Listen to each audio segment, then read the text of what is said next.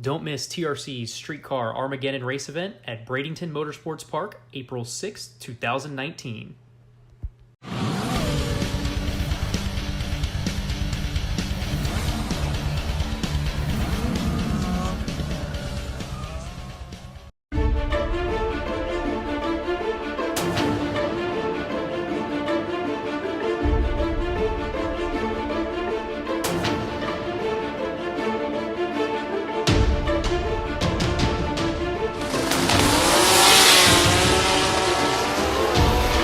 Looks like the Supra's going to hold it together this time.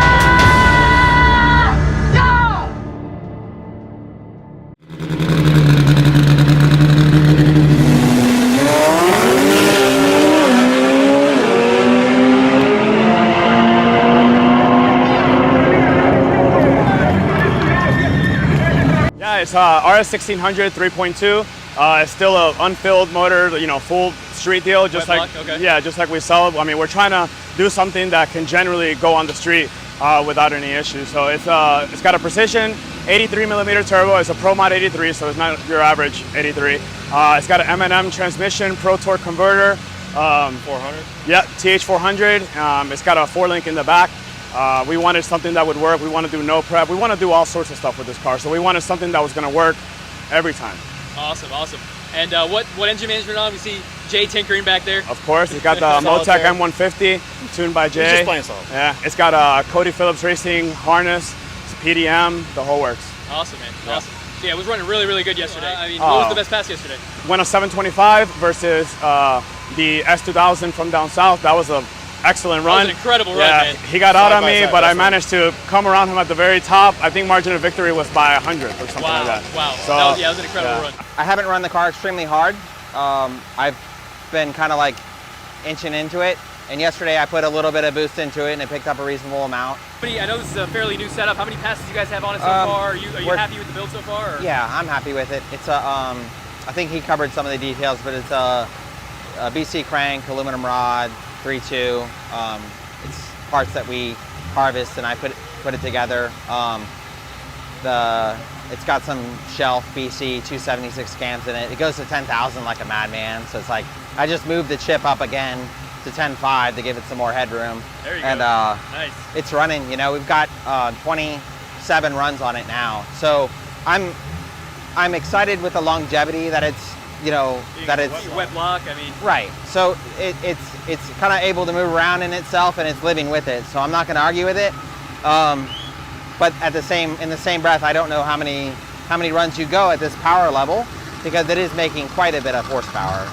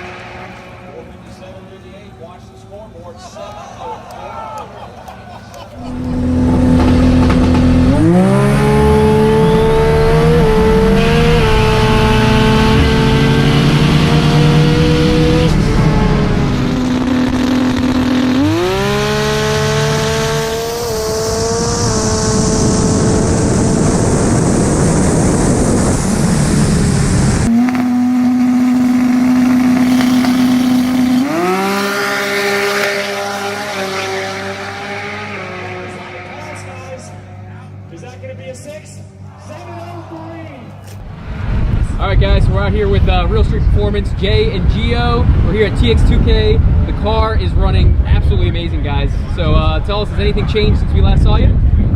We put a dry sump on it. So we got a dry sump from Powerhouse Racing, and we got a new set of camshafts from Brian Crowder. So we have the Brian Crowder Stage 3 276 cams now, and some of their cam gears. And they've been working with us really well, so they actually gave us a fair share of spare parts to help throughout the season, which is pretty exciting. So otherwise, it's the same car that you guys saw before. We went ahead and took the engine compartment apart, painted it, and just fixed some of the stuff that we should have done before, but we made downtime to do it now. So it's just a nicer car than it was when we first took it out. We all know you're going after that 6-second pass. So what's next? I think that I am out of the 83mm turbo, so we are going to move to something bigger. This will probably be the last time the car's raced with the 83. We'll go up to probably 94 and see where that brings us.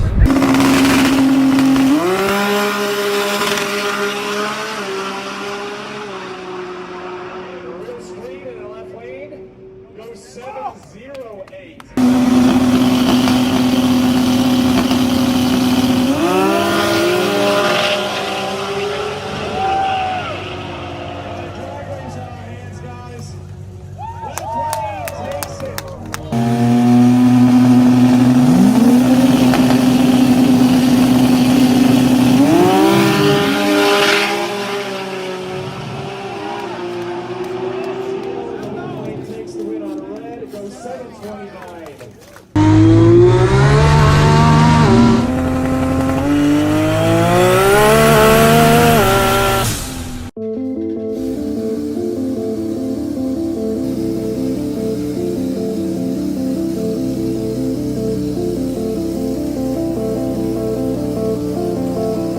The goal for this Supra wasn't to build the fastest one out there. It was to build Gio a car that he could go fast with at the track and play with on the street.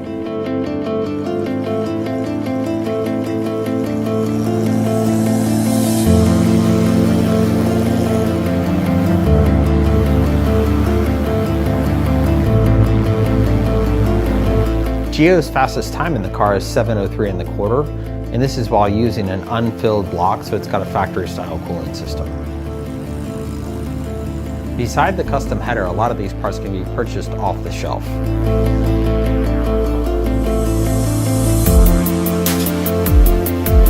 The car needed the factory cooling system intact, so we can take it to drag week this year.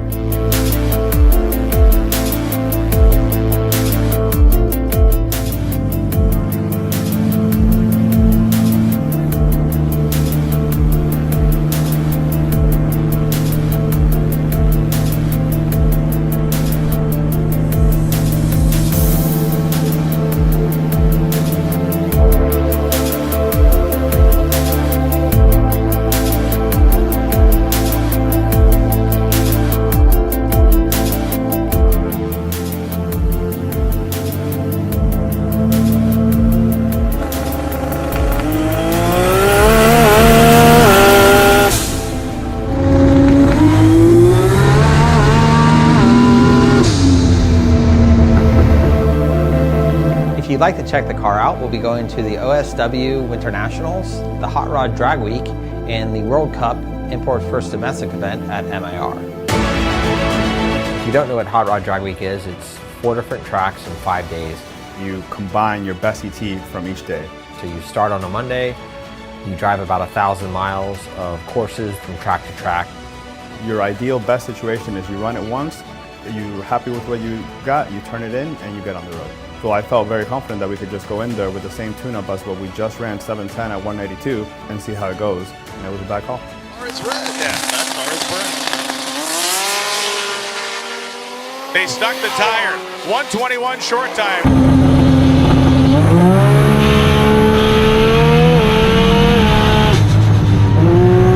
I think that first pass, I started maybe steering the car to the left. And I was thinking in my mind, like, okay, start correcting it. So I had to completely let off and get back on it. 8th mile, he's up by the center line at 136, 776 with an 8, 163 miles an hour, and I think there's more where that came from. Castillo has not had a problem with horsepower. It's been applying the horsepower, and this is looking more promising than any of the runs he made yesterday.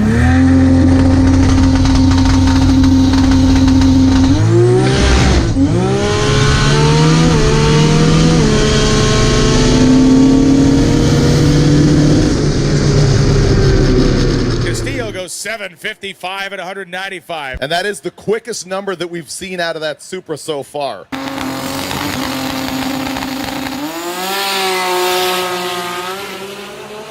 Could be one of the best runs we've seen this car make all week.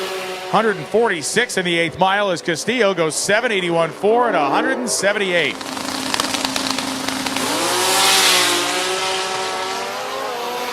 Looks like the Supra's going to hold it together this time as he goes 488, 150 miles an hour to the 8th, 750 with a 4 at 182 miles an hour with the 6-cylinder.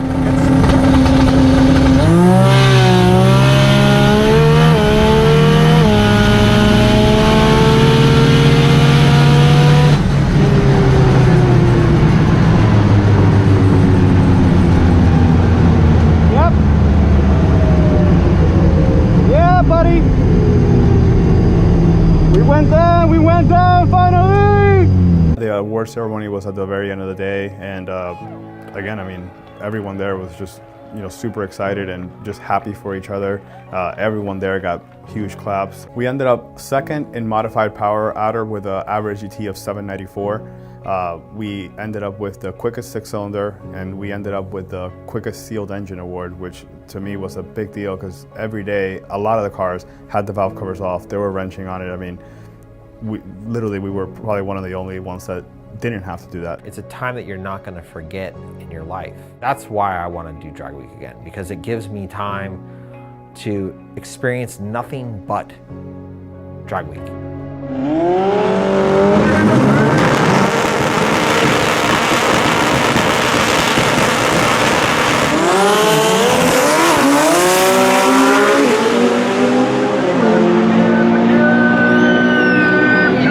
Alright guys, we're out here at 2018 World Cup Finals with Geovanni Castillo from Real Street Performance and his monster Supra. Give us a rundown on the build.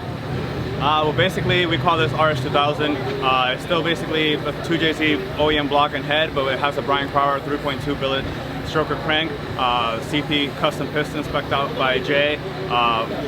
We do Mazworks CNC ported head. Currently has some GSC cams in it. So for this event, normally we run a Precision 76. Basically, the class that we run in Street Fighter is best suited to run a 76.9. Even though we're overweight, we can beat 2950 and we're around 3100.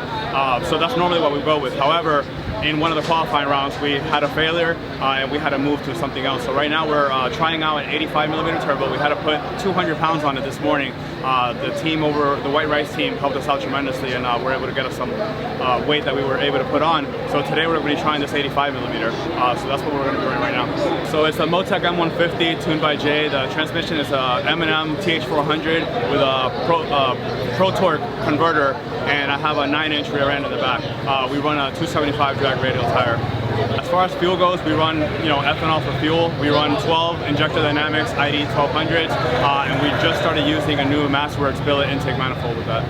So after Drag Week, the quest for this car has always been to try to run a 6 with a car that was completely streetable. By no means a daily driver, but I think we proved that the car's streetable by completing Drag Week. So our goal was to do the same thing, but have a 6-second car.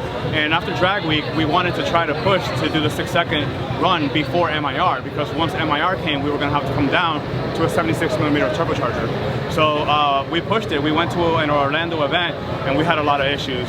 One of the days, we went out there and did a crazy wheelie. I've never experienced that. Thankfully, my hitch ended up being my wheelie bar, so that saved me some. So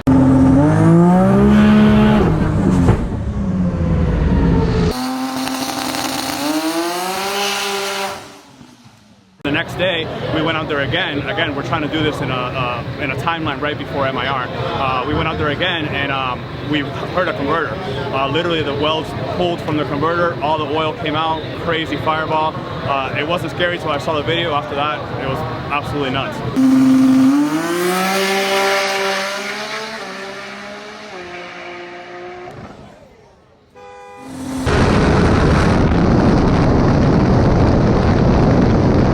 Once that happened, we kind of just decided, you know what, we're trying to push this too hard right now. We're going to wait till after MIR to continue the quest for 6s, and we started testing out with the 76mm so we can get back in MIR trim and go from there. We got here on Wednesday. I mean, they worked on the car all day Tuesday, just getting all the final touches done. 8:30 at night, we left Orlando. We drove all the way through. We got here at 9 in the morning. Immediately started to test the car, and it just didn't go well. We spun all day, just battled it. I don't know, what was going on. We ended up changing tires. We went to the bracket radial instead of the Pro, which is a little bit more forgiving depending on the surface. Because this year they're doing something, I guess, a little bit different. They're doing 50-50 prep since they have a lot of slick cars and radial cars. So we moved to the bracket radial because we knew that was going to be a little bit more forgiving. And on Thursday, first run down, it worked. We went a 740 to start the day, 740 at 180. We noticed that the converter was not as good as we hoped. It was had more slip than Jay was he wanted. So we had Pro Torque send us another one. That worked out. It looks like the car picked up some mile per hour. It went a 740 because we didn't put enough power in at the starting line, so it didn't 60 foot as well. But it picked up 5 mile per hour without doing any other changes.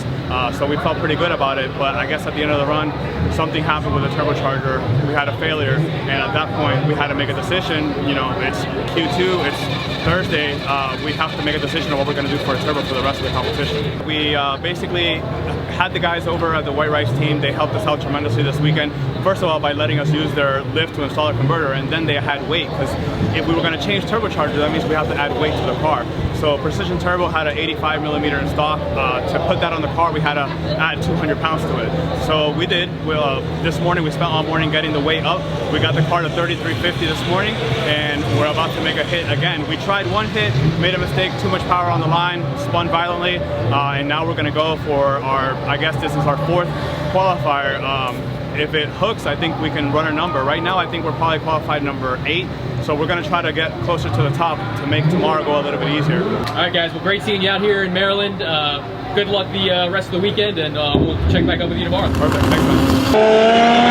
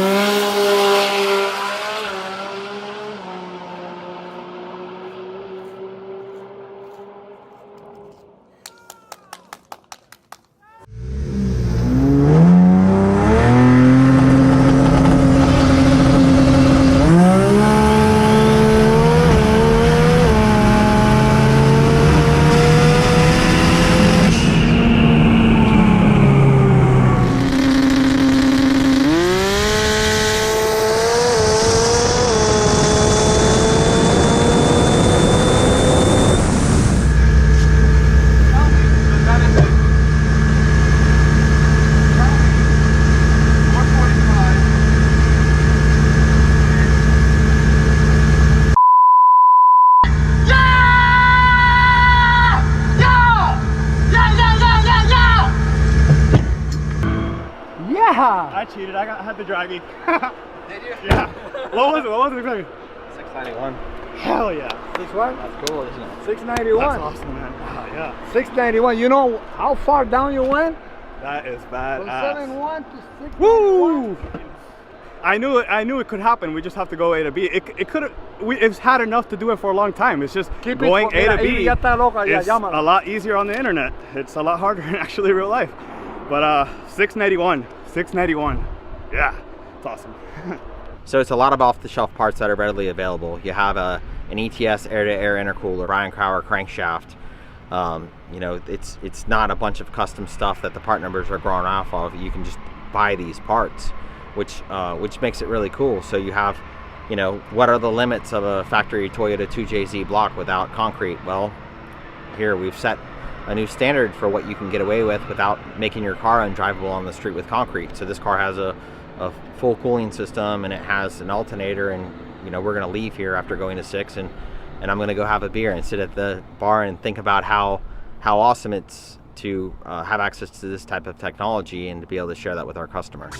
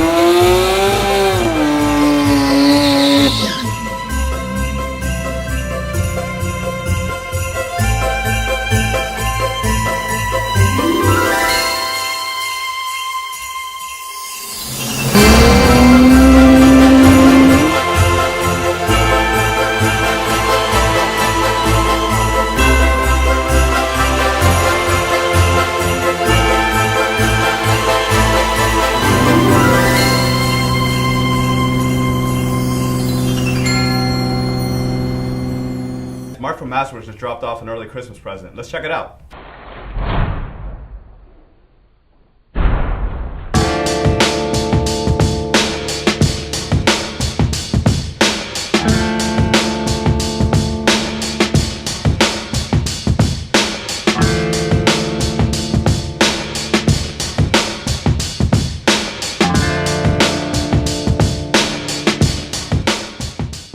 It was important to us that this be a true drop-in replacement.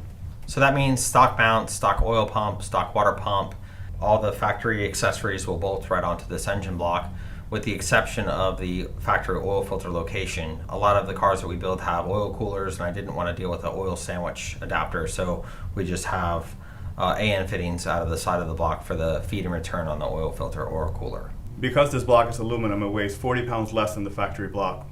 This is important for us because having a bunch of equipment on the car to be able to drive it on the street meant that we were heavy when we showed up to race our car in different classes, and this is just going to be able to take 40 pounds out of the car while giving us the ability to go faster at the same time. The block is already notched for a 94 millimeter stroke and aluminum rod if you're running that combination, and the factory piston squirters will go right back into this block if you're doing circuit racing or drifting. We're excited to test this block in our car in 2019, and we look forward to sharing the results with you.